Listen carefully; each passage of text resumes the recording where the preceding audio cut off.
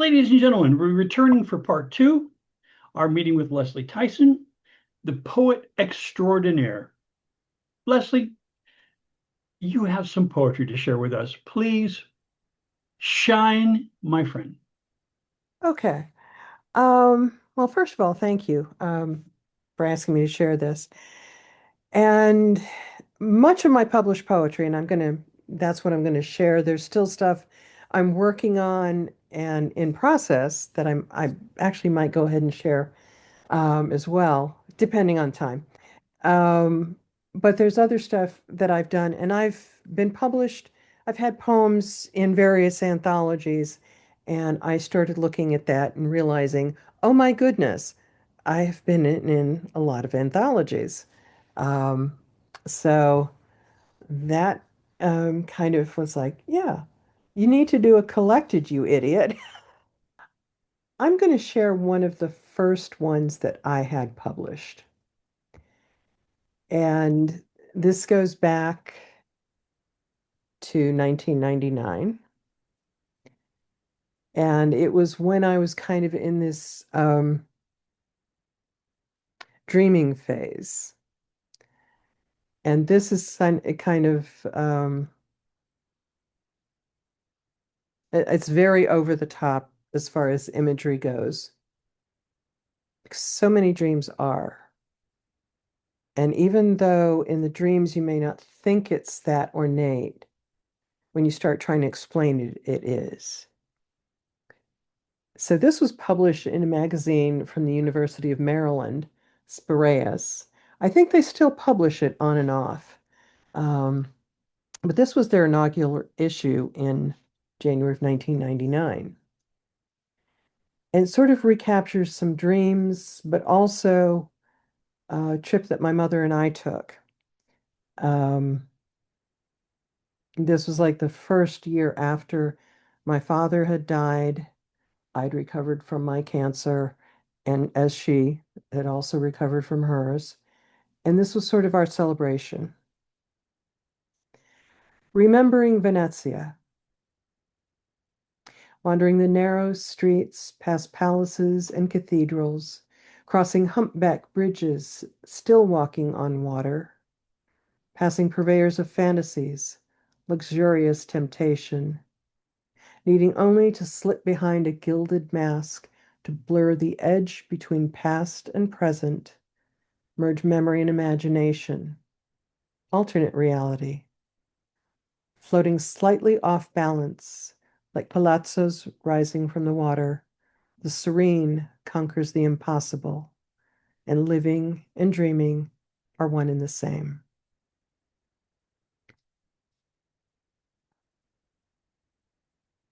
And I'm going to go, Lovely. Absolutely lovely.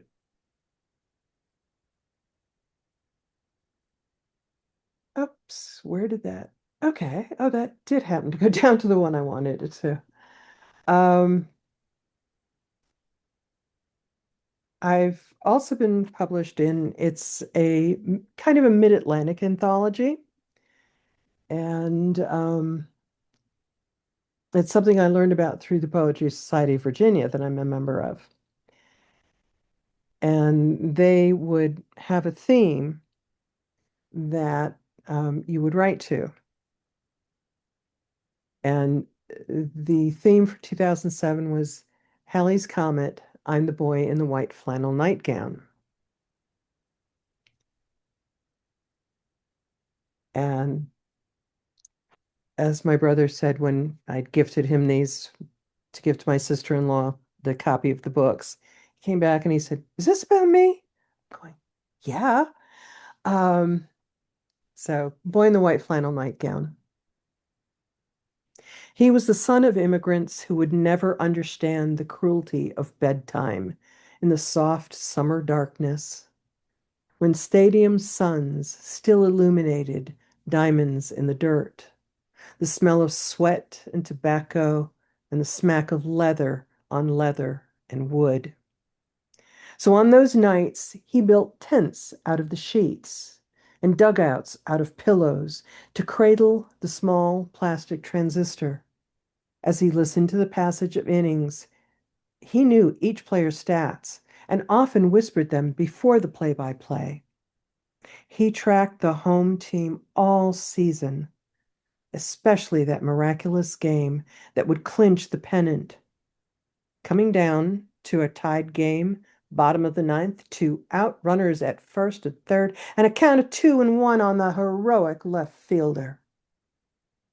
Then the pitch, curving low inside, the smack of leather and string on wood, and the little radio crackled, going, going, gone, as my brother raced to the backyard in his nightshirt to see the meteor of that home run blaze into the heavens. Beautiful, beautiful. Okay, let's see. Okay, is that okay? No, it's not. I couldn't reach my friend, so I guess that's. Oh, this this particular poet's domain was she would give poems and quotes, and you had to cite a line. And this was The Burning of the Leaves. And this is sort of capturing a story my mother told us. Ghost. The reddest rose is a ghost. Too young to stay up for supper, too old to sleep in the green darkness of a midsummer night. Small round faces jailed behind banisters, listening eagerly to the tales of work, family, love, and history, to the ribald laughter at jokes only the farmhands thought funny. And then, as the homebrewed beer dampened the day's sunburned exhaustion, listening to the singing, new songs and old, ditties and ballads and choruses, love songs and lullabies. In the darkness, the deep of men's voices was softened by the lightness of a mournful maiden's voice. She, a green mist on the landing, drifting down the hall, to stop at the door, always closed in daylight, that opens now on the last note of carrying sadness.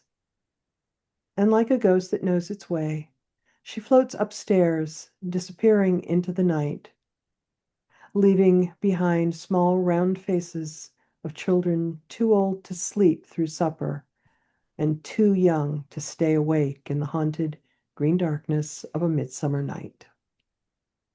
Lovely. Absolutely lovely. My mother and her three sisters, um, her my grandfather managed a farm on the Lancashire-Yorkshire border. And she would tell me of the nights, and she said, some of the times I realized we were sitting at the banisters and I'm not sure if I was dreaming. Because she said we really couldn't stay awake that long.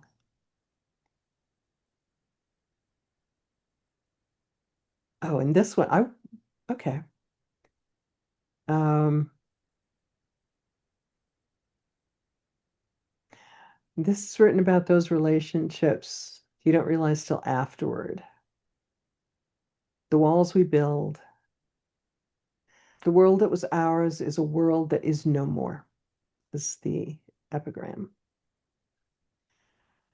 Talking through stone, addressing memories redrawn by time, my shrill questions damped to inaudible vibrations, your excuses absorbed into subsonic tectonic tremors.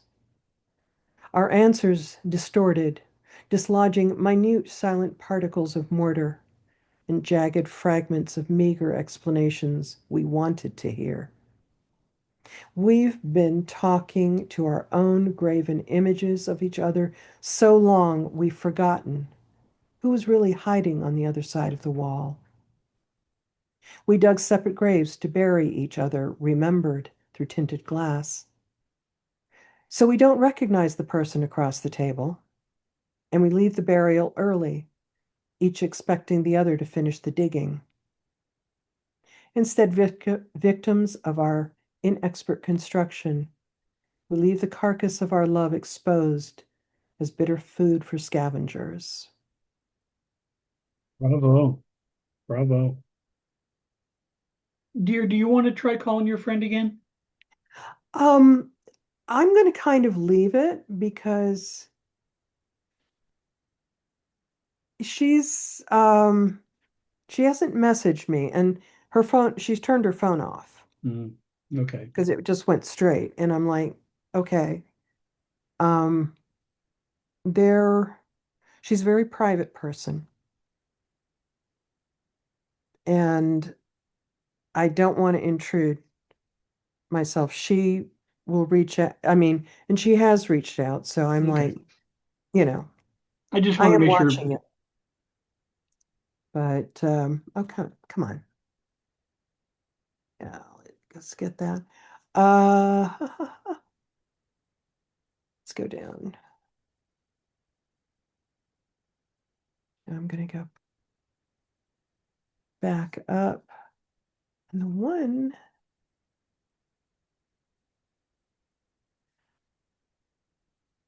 all right.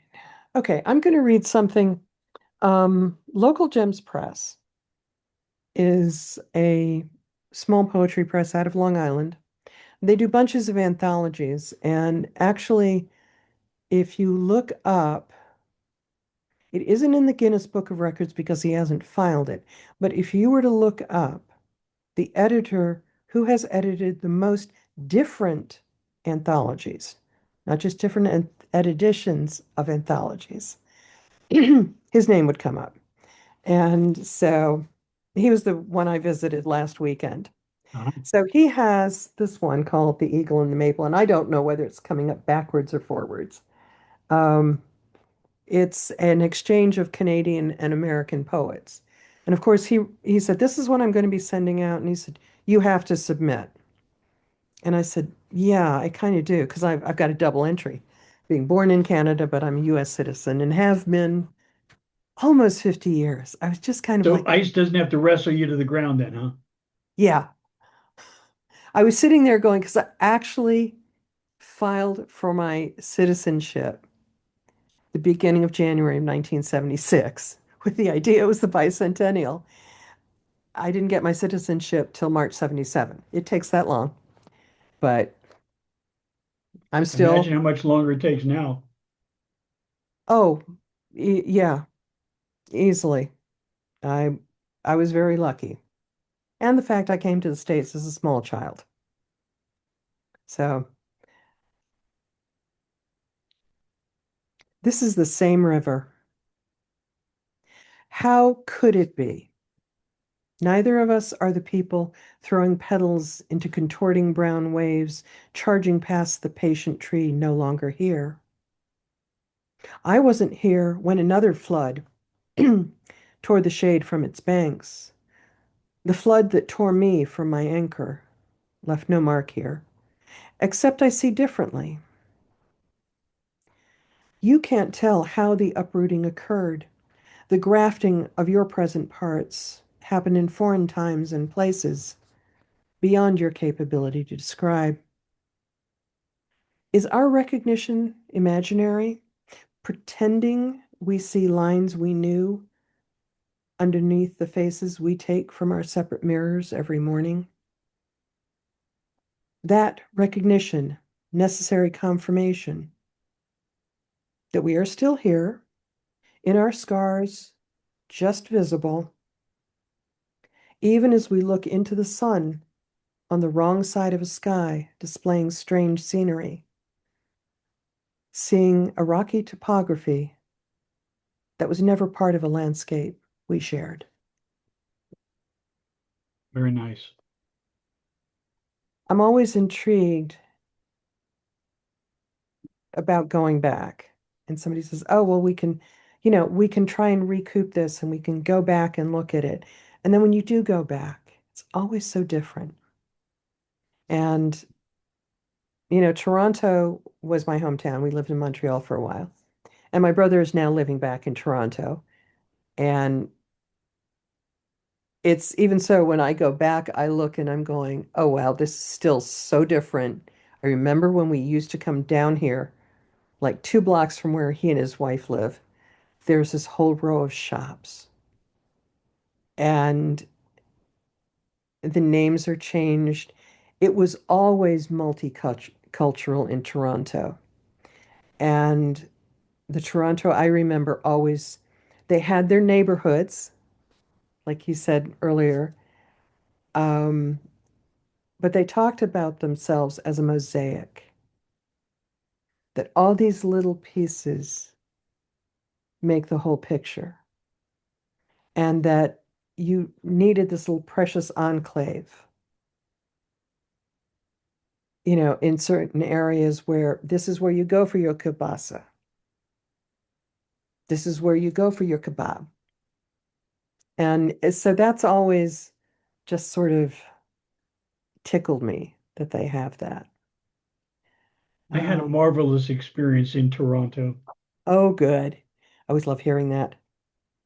I was a hired gun computer media consultant, and I was designing the installation of a portable trailer loaded multimedia experience where a woman would come in, sit in front of a computer, and a new hairdo would be put on, new makeup would be inserted digitally on her live video. The problem was while I was designing the hardware, the ad agency based in Portland was having a terrible time communicating with the programmers in the Toronto shop that was making the software. And they thought Rick is both a software guy and a hardware guy. He's a designer, but he's also a software author, and he's a media guy. He'd be the perfect person to talk to these programmers. So they said, "Would you mind if we flew you up to Toronto to spend a couple days with the software team?" I said, "No, I'm honored, happy. Well, again, this is way pre 2001 and all that jazz. So I'm trying to think, it probably was the mid 90s. And I didn't have a passport because I was only flying to Portland as far as I knew when I left Florida. Hmm. And they said, well, when I get to the airport, they said, we need to see your passport. And I said, well, I don't have it. I mean, it's only Canada. I mean, I had Yeah. driven across and never had needed to show passport. They said, well, flying's different. Magic rule number 44. I said, okay, how about if I have my wife fax me a copy here to the airport and you can see that I have, a passport and a passport number. And, while it's not the legitimate passport itself, you can check the number and you'll find I'm not an international, whatever. Again, before 9/11, so that was possible. So I asked her to blow it up first and then fax the blow up version because the resolution of fax machines is awful. Yeah, it was. Well, that was got lost in the translation. So she emails, I mean, yeah, I guess faxed a copy of the exact size. So it looked like I was an African American gentleman. Huh. But they could read the numbers and all that. So the guy goes, "Well, listen, I'll pass you, but I don't know what the hell they're going to say to you in Canada." So I land in Toronto. They said, "Give me your passport." So I unfold this, 8.5 by 11 Xerox of a fax. The resolution was awful. And the guy goes, "Well, okay, this time, but don't ever, I said. But then the funny thing is, so the software people were great. I was able to talk to them and do the translation from ad agency talk to software talk. So that all went smooth. And then um, the person I went up there with, the ad agency chief, she says, "Rick, I'm short of cash and I don't have time to go to a cash machine. Yeah, do you have some money?" I said, "Oh yeah, sure. I got $50 here. Take $50, no problem." Not thinking about how I was going to get to the airport. So it's rush. I asked, how long did it take to get to the airport from the ad agency? They said, oh, 15 minutes. That's plenty. I said, well, I'm going to give it an hour. I go down, the cabs are not stopping for me. So I went and asked the cute little secretary. I said, would you please come down here and flag a cab for me? Okay. So they stopped for her. Yeah, they're a big deal there. Well, so I get in the cab and it dawns on me, Hang you need to do on, some it's my friend.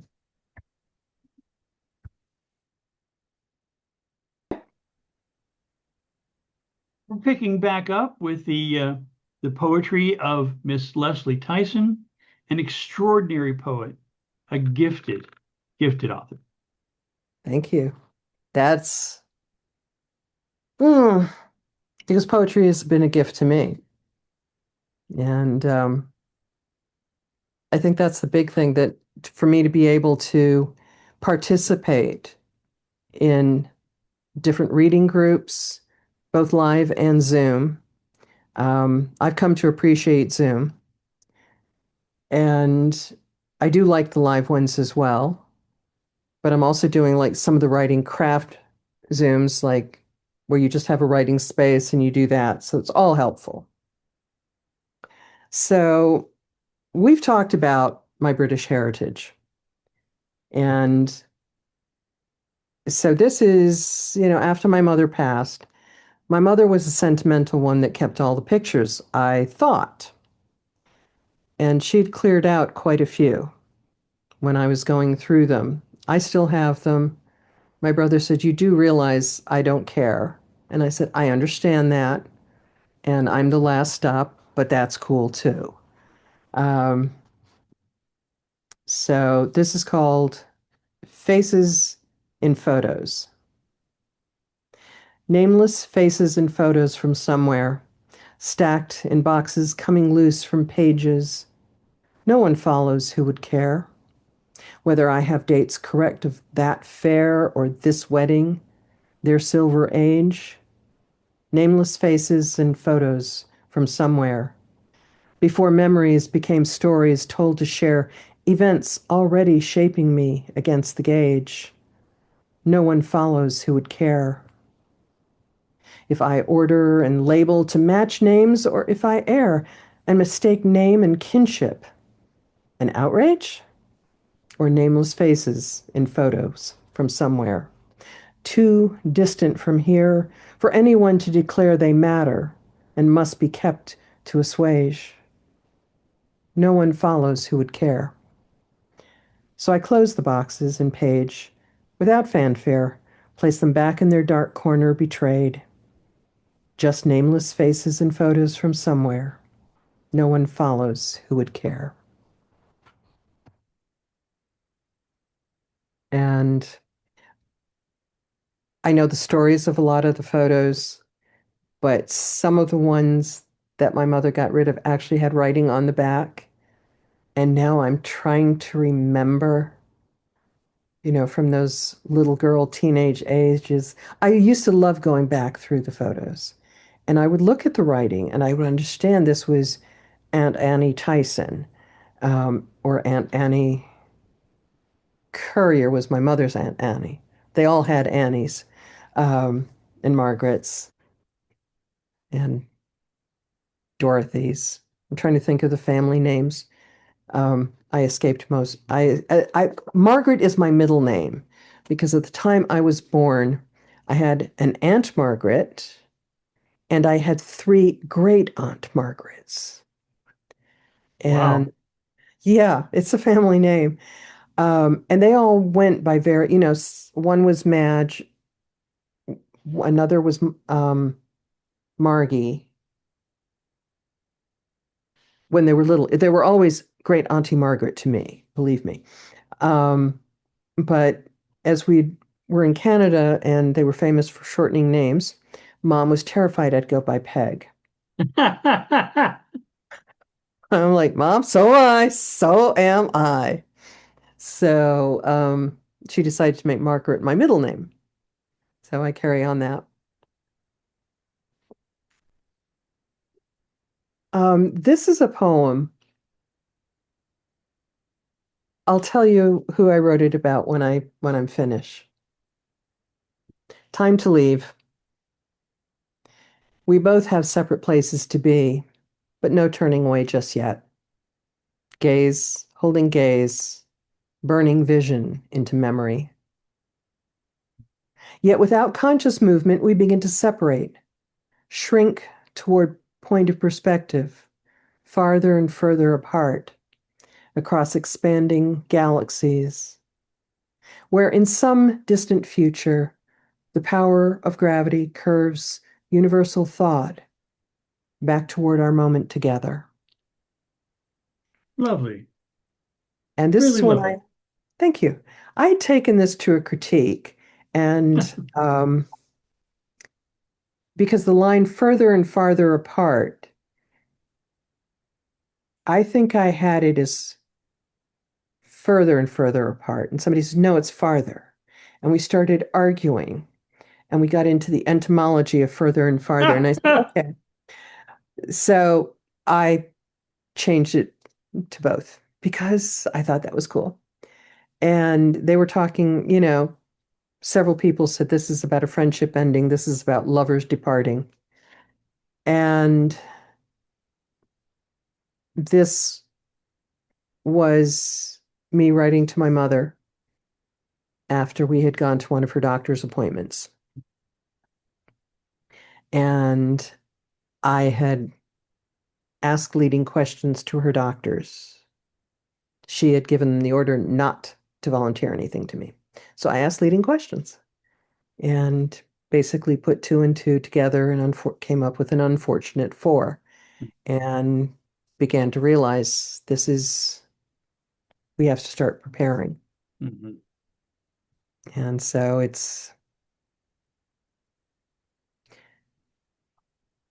yeah, that was difficult. My mother, I would consider, was one of my best friends.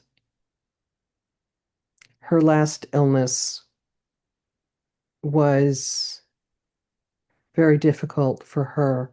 She had a bone marrow, um, I believe it's myelodysplastic syndrome. Mhm. And for her, it resulted from radiation treatments for her cancer. Mhm. And the only treatment by the time we'd reached this stage was continuous blood transfusions. And No. she had reached the point where I can't keep doing it. It hurts too much. And it was like, yeah, we have to accept this. But I enjoyed the fact that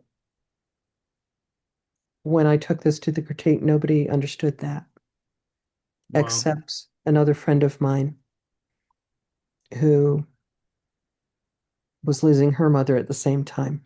Wow. So, Yeah, I know that road. yeah. My father is one of or was one of nine, and he watched almost every one of his brothers and sisters pass from cancer. And my mom had a long, slow cancer. Oh, And when he got his diagnosis of brain cancer, mm-hmm. he decided that he was going to finish the problem himself. But since we come from a sort of a dramatic way of living, he chose. Now, of course, I had said everything I could possibly say. Listen, he had remarried after my mom's passing, and I said, if it's weird, come live with us. We'll help. Don't worry about it. It's all covered. And he decided he made a phone call to me and very no farewell, no goodbye at all, just chatting about little things. But he went and he made funeral arrangements, bought all the necessaries, then walked out into the parking lot and used a pistol. And unfortunately, a lot of my family, I'd like to say for religious purposes, but they were shocked, they were angry. And I said, I don't believe in mourning. I believe in celebrating a life. Mm. Life is hard enough that you made your way through this and loved and laughed and sang and cried. That to me, you've earned an honor. And Yeah. that's the way I like to think of it. So I gave a eulogy that celebrated him. Hmm. And he was the one that got everybody together. He would create big events, and he made sure that these things happened and family traveled together to vacations and stuff. And he was the guy that did that. He was volatile. He was a Gemini. He'd be angry at the drop of a hat and joke in the next minute. Yeah. But that was him. And I said, "Yeah, I have to celebrate." So maybe one of the poems I'll read is I'll read my farewell to him. Okay. Because I think that is, I'll be honest, I have no idea what I'm really going to do. But um, based on family history and my own personal history, yeah, it's likely I'm going to my father had Lou Gehrig's disease. Mhm. Um, he lived the last 11 years on a ventilator. My mother, in her last illness in the hospital, they were having her on a type of ventilator, and she said, "No, I don't want it." And I remember them taking me aside and saying, "Without this, He's going to pass him. she's going to pass." And I said, "What did she say?" She said she doesn't want it. And she said, "But you can overrule. You're her power of attorney." And I said, "And if I say put it on, she's going to argue even harder to put it, to take it off." I said, "Now, if you want me to go in and argue with her that she's doing the right thing by not having it, then she'll probably put it on." That's kind of where it got to at the end. If I said Really? it was green, she'd say, "No, it's red." Um, and that was because of having a hematocrit level of 4.2. Normal is 7 for a woman. And so not enough oxygen. Um, but she knew what my dad had gone through, and she just didn't want that.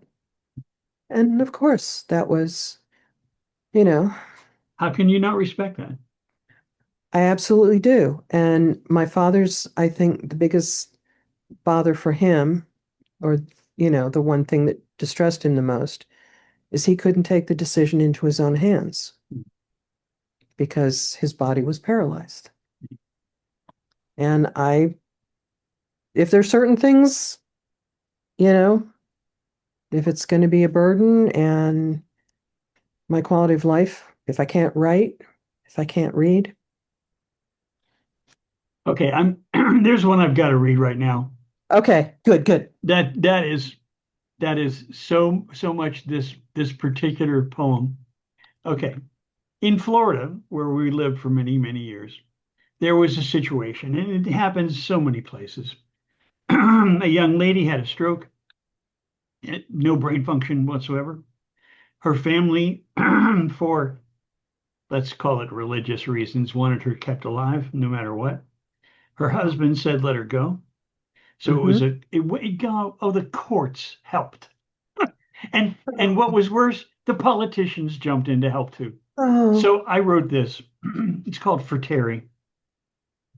If I cough, shut me off. If I bleed, sign the deed. If I blink, don't even think. If I groan, send me home. If I choke, cut the rope. If I faint, I'm a saint. If I snore, shut the door. Heart attack, send me back. If I burp, time for turf. If I itch, dig the ditch. If I scratch, throw the latch. If I sniff, what's the diff? Ain't hardly wriggle, hire a digger. Getting worse, hire a hearse. No longer brave, just dig a grave. Begin to doubt, then send me out. Can't hardly whisper, read the Vespers. Can't seem to hear, pour the beer. Can't budge or burgeon, call the surgeon. Can't lose no weight, then just cremate. Can't stop the worry, don't wait, just bury. If I seem in the way, just throw me away. I take up space, it's time for grace. Don't wait, don't pause, don't read the third clause. Just pull the plug, shake the rug, yank the tube. It's not even rude. Pull the plug, don't be a slug. If the game's all done, you can use a gun. yep. And I Yeah, my brother and I have both talked because we're the last ones left. My mom was the last of her four sisters. Um, and so we've often talked about that. It's like, he said, well, are your friends on the same track? Because they're closer, they're going to get there first. And I said, yeah, a number of them are. I said, I've excluded one friend who might not be. I love her to death, but, um, you know, we don't agree on that and we've agreed to disagree. But yeah, I just,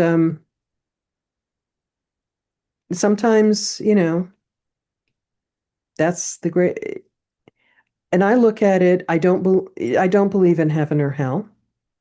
Um, I do believe that there is life is energy. So what makes us more than a pile of chemicals or elements piled together, there is something that survives us. It becomes part of the energy that is everything. That's all I need to know. Because I'm a relentlessly positivist, I can't leave that my recent performance on that note. So I want to read this one. Sure. This is the freshest one. Literally, it was polished last night. It's called Stanley and Livingston. This is an identity poem.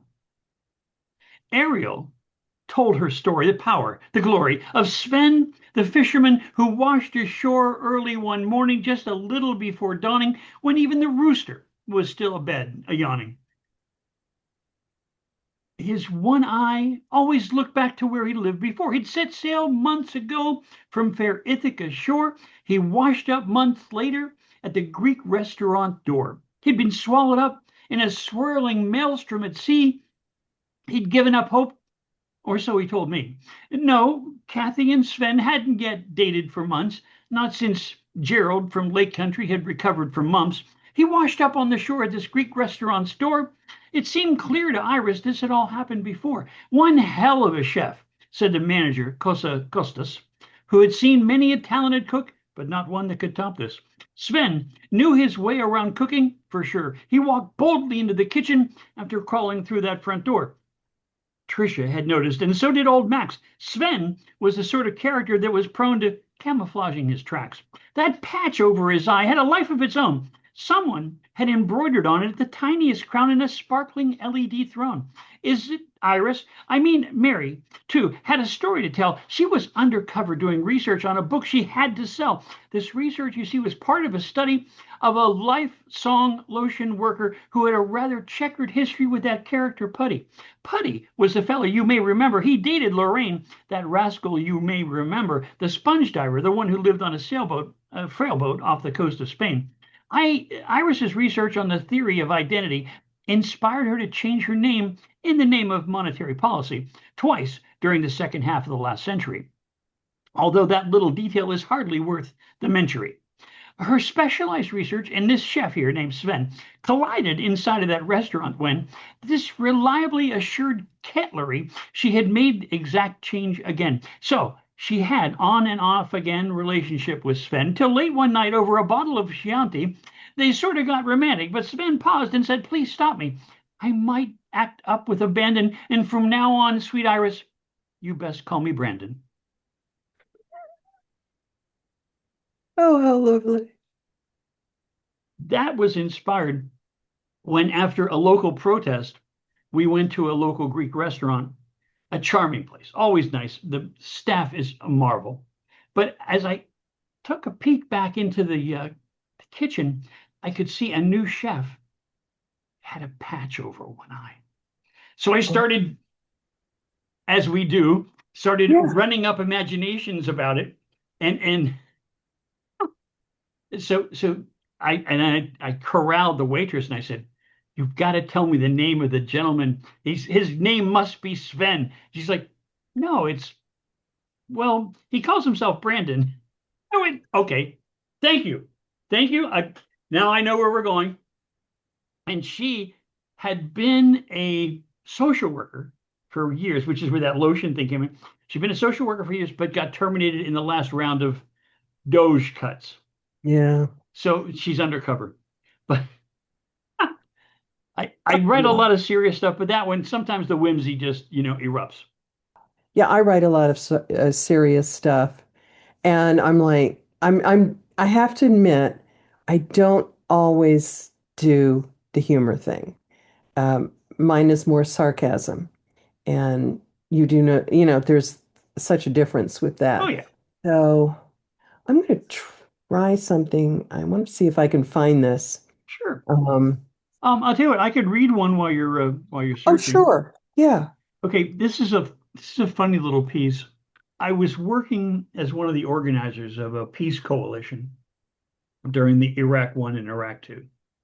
And we had a wonderful group, all kinds of people. We had Mhm. Quakers, we had young Jews, we had, this one and that one, all kinds of wonderful people.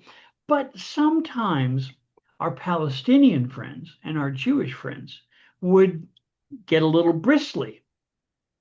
Hmm. And I had this idea that if we had one sit down to just talk with the Palestinians and the Jewish folks, we could maybe come to a truce that we could all live with. So I proposed it, and my friends are going, "Oh God, Rick, are you seriously trying to solve this problem that's been going?" I said, "No, no, no, no. I'm trying to make enough rapprochement that we can work together. That's all. That's all I'm saying." So I made two rules. I said, number one, give the respect that you want. Okay, you want respect? Give that respect to the other party, whoever they are. And then number two, listen twice as much as you talk. And if you sign your name to that, then you can speak. Otherwise, you can listen. So I got a nice group together. We had this marvelous talk. No anger, no tension. It was a marvelous talk. And I'm feeling inordinately unhumble. Okay. And I'm walking out of there, and one of my young Palestinian friends comes over to me and he goes, "So I guess you're a Jew, right?"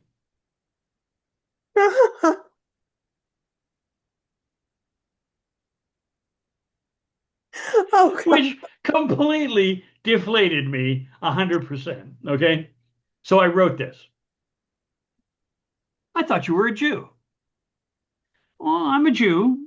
I'm a Buddhist. I'm a pagan. And what's true is I'm a Christian and an animist, sometimes a philatelist, a Tibetan and a Hindu. And no matter what you do, I think I like what you do. God, I think she's very open minded. I'm reminded when St. John's at stake, I'm calling Blake.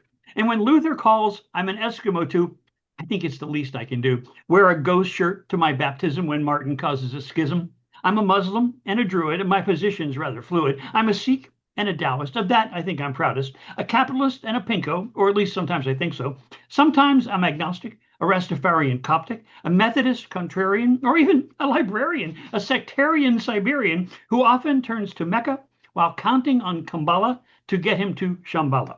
A Catholic Baptist evangelist, a Dunker agrarian fundamentalist, a seven-day adventurist, a Scientologist apologist, juggling snakes with the Lady of the Lakes while praying aloud at Delphi, a Mithraic tantric yogi, a Jasmine playing boogie. A close insight to God, at least that's what we thought, a Confucian and a Shinto, at least that's what I'm into, a Calvinist and a Navajo with a nodding wink to Xanadu. I love it. Because, yes, why not? I mean, there's something in all of it. Okay, well, I found this. This is the closest. I do have some tongue-in-cheek ones, Oh, but I the bet. story, yeah. This one, um, I was at, oh yes, it has to, okay. I still don't know. Oh, now I know what it is. Yeah, I know where I can find it otherwise, but I found it here.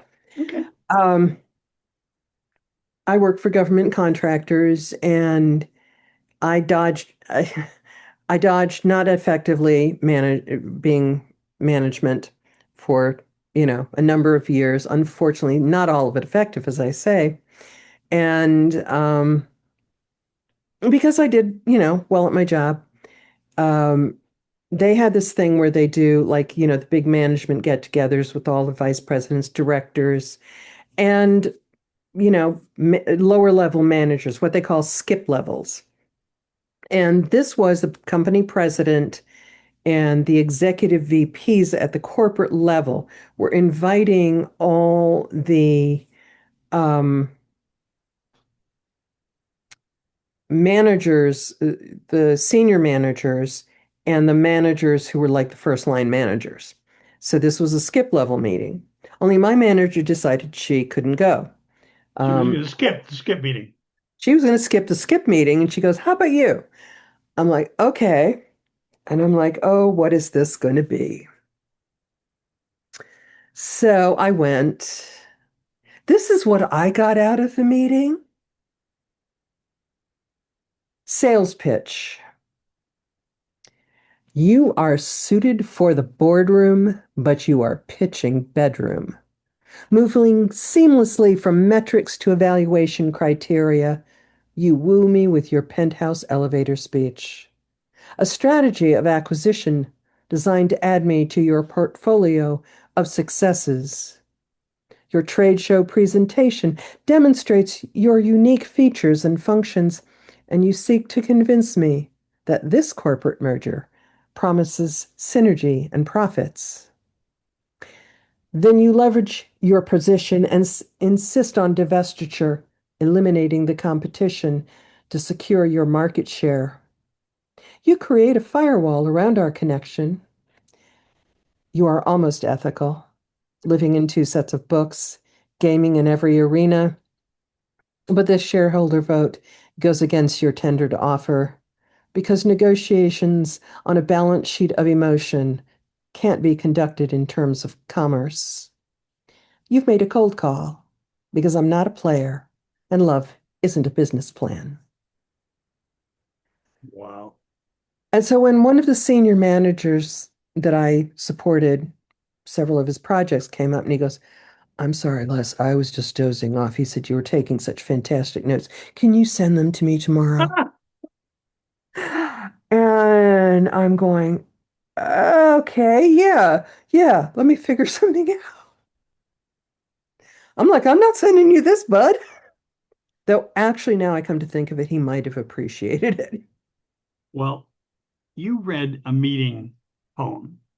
I have to, I have to respond with a meeting poem. Hmm? I have a, I have a poem about an insurance meeting. Now, if there's anything more tedious Oh and my God. boring for me anyway, Yeah. as an insurance meeting, the problem was that I was the head of marketing for this wed company, and we were about to undertake uh, starting to advertise this insurance product. Now, again, it is typical in American executive talk that we all pretend what the hell's going on, that we understand it, that we Yeah. know, and that no one's puzzled, and it's all very clear. But the thing was that I needed to sell this crap. So I needed to have an understanding of what I could and couldn't say so that I could then create graphics for it and all that jazz. Mm-hmm. So here, this is called the insurance meeting poem. I was attending a meeting on insurance, which required no mean endurance. The conversation threw me when the insurance dude who knew me tossed me a salad of words, made me doubt what exactly I'd heard, which was important because I had to sell it, that very clause. So I needed to learn how I might tell it. For them, I would to sell it and bell it and sell it. I was the marketing guy at the table, and at wordsmithery, I am usually more than able to sell what the suits in their confusion force whatever on the public that seems or could be seen to amuse them. So if I understood it, then it might make good. I could easier sell whatever strawberry favor of hell they got, I thought. But usually, though I wish I could forget, I had to explain and grind it with my brain to plain sell it, tell it, and bell it. But this one lost me completely. I'll read. This was custom talk right from the insurance shop, meant by design to be opaque, lest there not be any mistake. This way they could use, and I'll confess to avoid to pay, as Freud would say, a little more than delaying. Now, in high-powered meetings like this, we must foster the illusion there is no confusion. And by all means, my dear, let's just get it clear and sign and get the hell out of here. With no confusion, no blue contusions, nevermore. Well, I had to sell it, so I asked him to spell it. What did he mean by breakage? Help me across this dangerous choppy over the toppy waters of the lakeage. The insurance exec smiled, and as he shuffled his papers that were piled, it worked out somehow like this. For insurance to exist, the plan is never pay. Neither by night nor by day pay. But my friends allowed this, they never say. But if we must betray our company's investors by paying, we at least have to be delaying. We call it breakage. Like there's some mistakeage. Oh, And that's how I learned what insurance breakage is. I'm yeah. like, you guys, your whole scam is selling something that you never intend to actually, come through with. Maybe I could sell web pages like that. Can I sell you a web page that I never have to deliver? Could you sell me a farm that like you never get to hold? Wow. Yeah, well, this goes back to when I broke my ankle in a public shopping center, taking a Ooh. shortcut I should never have taken. And so, yeah, I now have Franken ankle. Oh my. The insurance called me up, because we were going through all of this, and they were, trying to get all the circumstances right. And she's, well, we're talking, and I forget, there's a contractual term for it. Oh God. But it's basically, sublimating, or that's not the word, but getting somebody else for it. And they're going, well, we just want to be sure because, this was in a public place. There are certain standards they have to do. And I said, yeah, I know what you're trying to do. And I quoted them the term. She goes, yes. And I said, yeah, we have that in our contracting. But here's the deal. I said, this was a public place. I said, everything's lined out, marked, and all like this.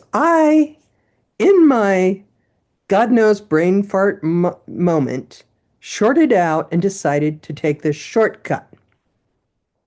And I said, for which I was ill prepared. I was wearing clogs. You don't try and balance beam in clogs. And so I said, I walked along this curb and I said, trying to balance beam in clogs. And it didn't work. And I fell. And I actually did break my ankle. I do not remember how I got on the ground. But they were like, well, was it marked? And I said, okay, I had to climb through this fence to get to this. And she's going, well, did it have this? And I said, yeah. And I kind of climbed this and had to get onto it. I said, I know, you know, I said, the only way you're going to get out of this, Bill, honestly, are you going to sue me for my stupidity? And she goes, actually, no, that's what insurance is for. And I said, okay, can we just understand this is my fault? I'm not trying to pass it off on anybody. I said, you can, if you've been contacted by either of the stores, just tell them to stand down. I said, I took a shortcut I had no freaking business taking. The fact I'd taken it 4 times before successfully doesn't matter.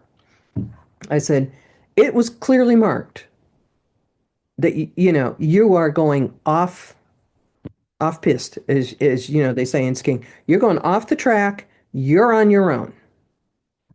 And I said, so what are you going to do? And she goes, we're going to pay everything. She said, no, it was, and then I found out that my office considered I was disabled from the moment I broke my ankle. And I'm like, okay, cool. But yeah, I know what they were trying to do with that. Well, let me share one last one because I mentioned the garlic heist, Oh, yes. and I would hate to have you miss this. So let me share here because I want you to see that I've got some pictures in this. Okay, share. Okay, and Hey, here we go. The Great Garlic Heist. And like I say, this is based on a prompt from my dear friend Finn Bell, who gave me a prompt that I didn't know what to do with until I did. So here we go. The Great Garlic Heist. You're a notorious master thief, and you've been tasked with stealing the world's most expensive garlic bulb. Worth a veritable fortune, I am reeling. O thou noble bulb, whose possession I desire near and dear as love. Oh, to possess thee I would dare any crime, to hold thee, squeeze thee now and in eternal time. Oh, thou precious bulb, I desire thee so completely, each clove before my nose doth dance, your perfume doth my very soul entrance. I've chased you across yon merry world, that I might hold you in my loving arms enfold, though copious volumes of history hath laid thee tracks. In health, wealth, marriage, miscarriage, have borne thee, noble garlic, up to the max.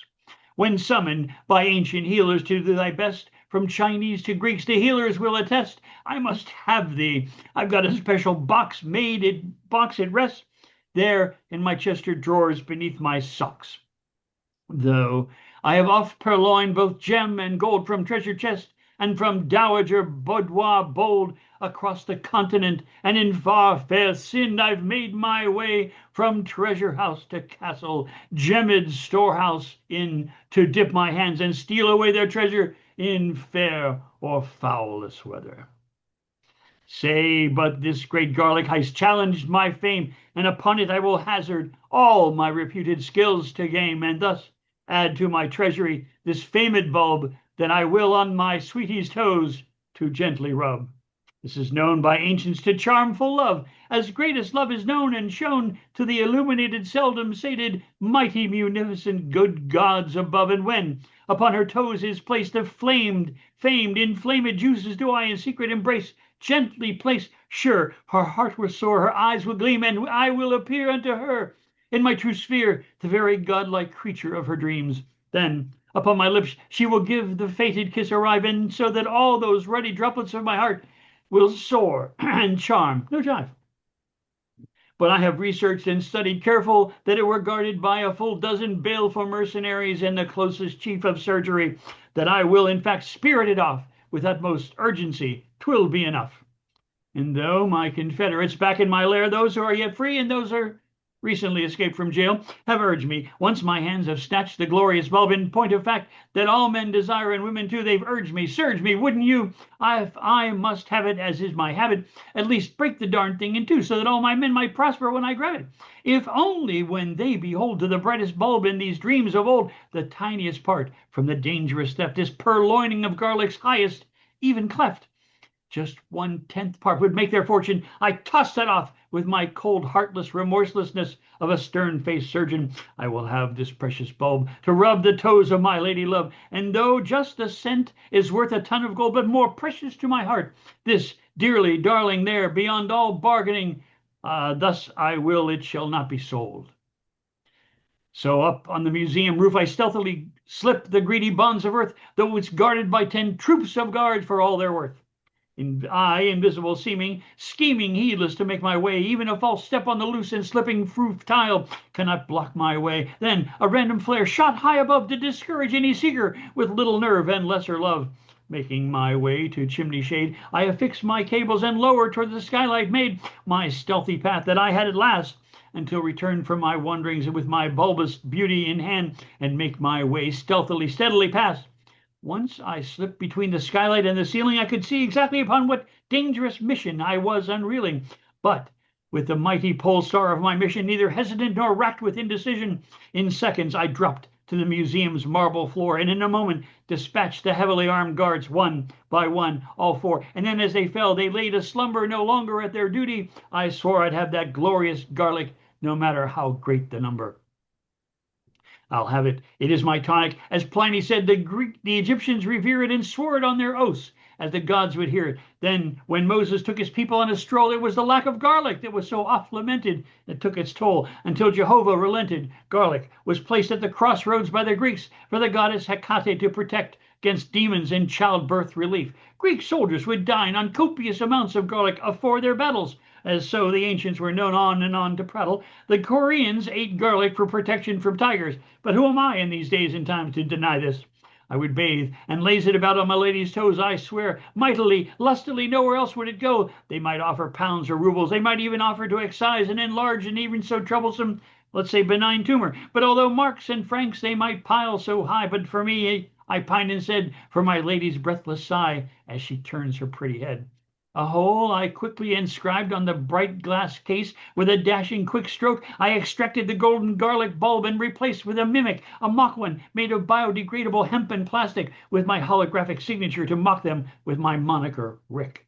And no chance for error, I slipped right through the rooftop skylight, and since the gods were with me, I got it just right. No need for terror, and now the alarm had been raised, and by some chance a passing cabby made one quick stop outside the museum, which gave me the opportunity that I needed to save me. One more close shave the garlic gods did offer, and then the kiss, the romantic topper. And as Homer reported, Ulysses owed his escape from Circe to the yellow garlic. I returned quick to my lady's bed and treated her just right, a nice trick. Oh, I love it. I love See, it. because I couldn't think of anything. I just couldn't. And then But there it some was. and sometimes those are the most fun. It's like sometimes I have an idea, and sometimes I'm like, it's a pair of words. I'm now keeping a file of what I call mind lines, phrases and words that I've seen in poetry or speaking or whatever. And everyone, and I'll do like a random number thing and go pick one and see where this takes us. A lot of times it doesn't. That's okay. But it's something like that there, some of the poems that I've written, I've started out, oh, this is what I'm going to frame this and I'm going to frame this. And I have the outline in my head. And then I've picked up the pen or sat down at the keyboard and it's gone where it's gone. It's, I'm like looking back at it afterwards going, okay, I wrote that, huh? I, what? And I mean, you look at it and you're going, I wrote that. Whoa, that's deep. What the hell was I thinking? I'm looking at it going, I wrote that. And it's like somehow the little, you know, Lesley manager up here has like jumped into the hands or the fingers, jumped all over the keyboard and done it for me. And that I think I'm participating with it, but I'm not sure that I am. It's like I can see, it's like I come down and I know it's finished and I'm like, okay. And I'm like, I have no idea where it came from. And sometimes I will use prompts. I admit, now that I'm trying to do a daily practice, it's like, I need something to kind of spur the thought process. Just because I'm using a prompt doesn't mean that I'm not going to do a 180 from it or Right. 367, whatever. So let's So, hear some more Lesley. okay. Um, let's see, what have I got? That one. All right, let's see if I want to do that. Oh yeah. Um, I'm going to do this because this is from Poets Domain last year. And I actually mentioned the Tom Thomson painting. Um, so this is an ekphrastic. I do like doing ekphrastic because it lets you see things in paintings that maybe others don't. Algonquin Summer. Land merely a dark line under big sky. Dense green mystery, lake reflecting blue. Eye burning blue, catching clouds, pink, white, lilac deepening to purple, worn storm, as if the sky became too big for itself. Human distance simply a dot. So big is the North Woods landscape, one disappears into reflections of cloud shadows. On a lake so cold and deep, there will not be any floating, in warm air still fresh, enough to quench soul thirst ahead of clouds, readying for another summer show of light against water on a huge scale, land merely a dark line under a big sky.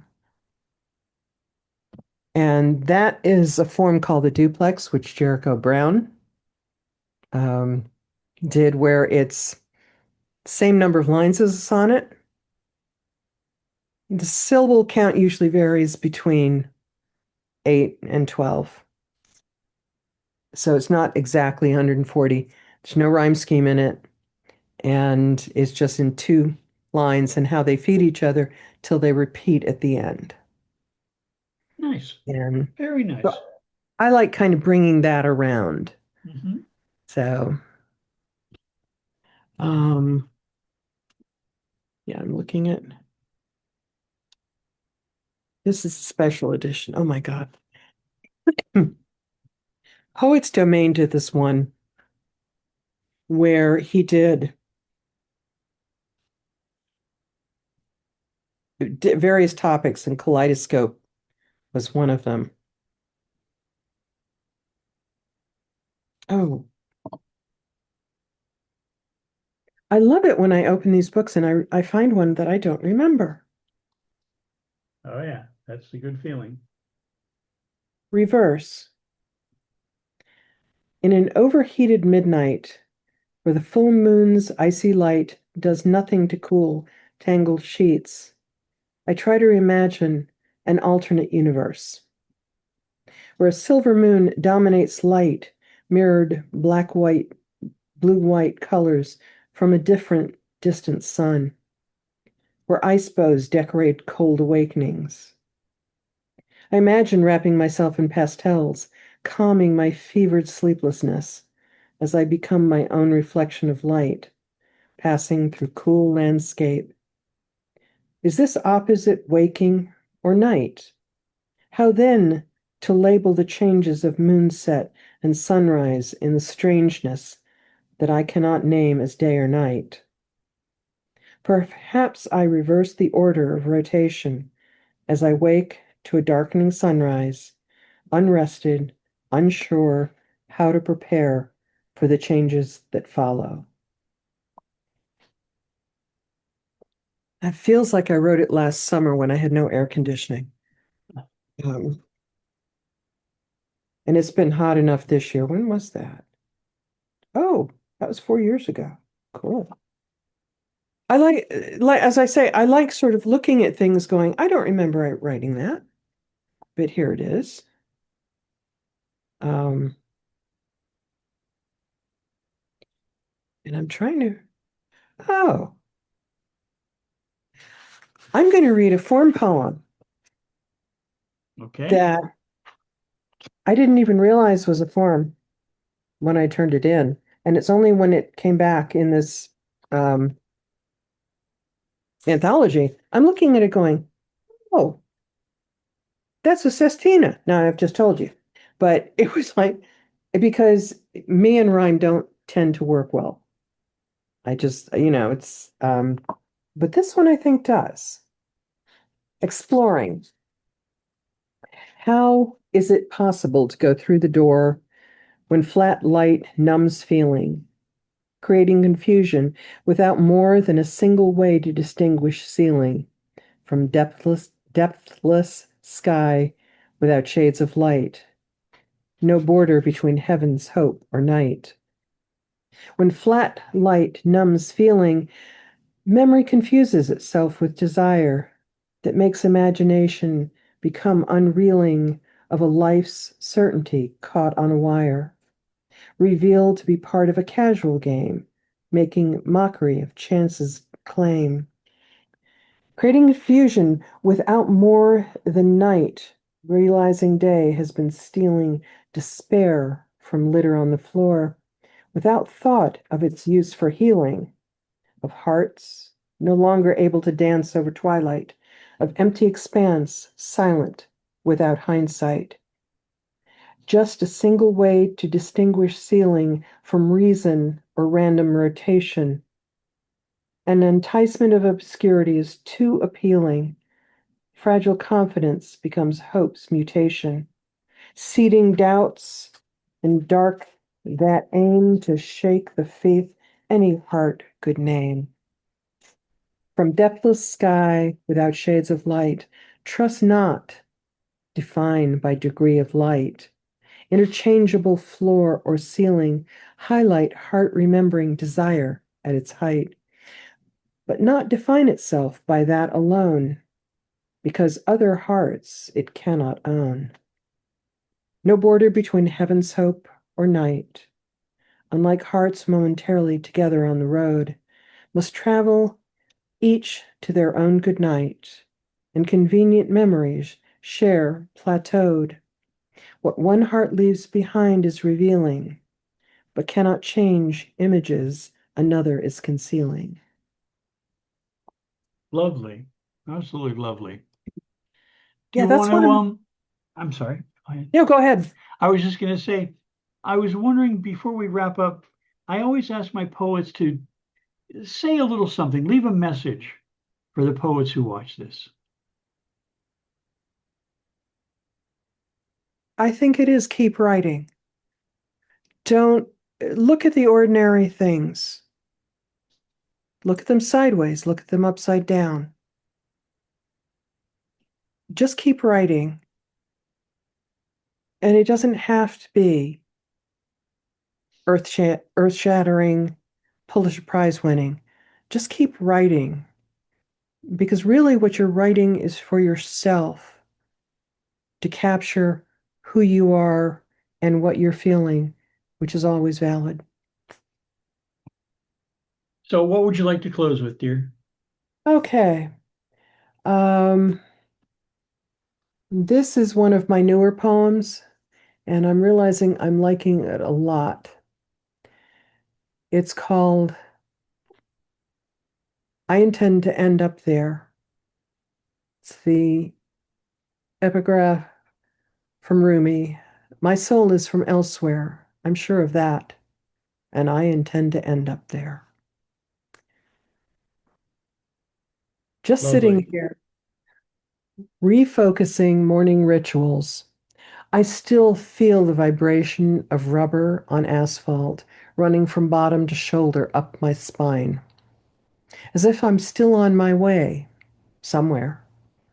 Again, to be a friendly stranger, curious, wondering what cracks I can slip into to become part of the fabric of the place, to belong, perhaps.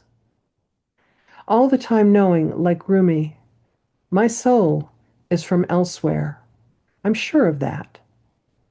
Going everywhere as visitor, so even home feels as if I am waiting to begin another poem, project, journey. As if staying in one place, even for years, sets only the shallowest roots, brief respite from the expedition to find my elsewhere. Uncertain how I will recognize arrival anymore, or if it even matters. Bravo. Bravo. Thank you. Thank you so very much for coming and spending some time sharing your wonderful work and your just a snippet of your history. It's been a real pleasure and honor to talk with you. As it has for me, Rick, this has been so much fun and getting to know you better and just kind of sharing philosophies and thoughts of life. I mean, that I just feel so enriched having this Feeling is conversation. mutual. Thank you. You have a wonderful day, evening, fortnight, month, year, decade, century, millennia. Thank And may you also. you much. And you take care. Talk to You you soon, too. I hope. Oh, yes. I hope so Bye-bye. too. Bye. Okay, bye.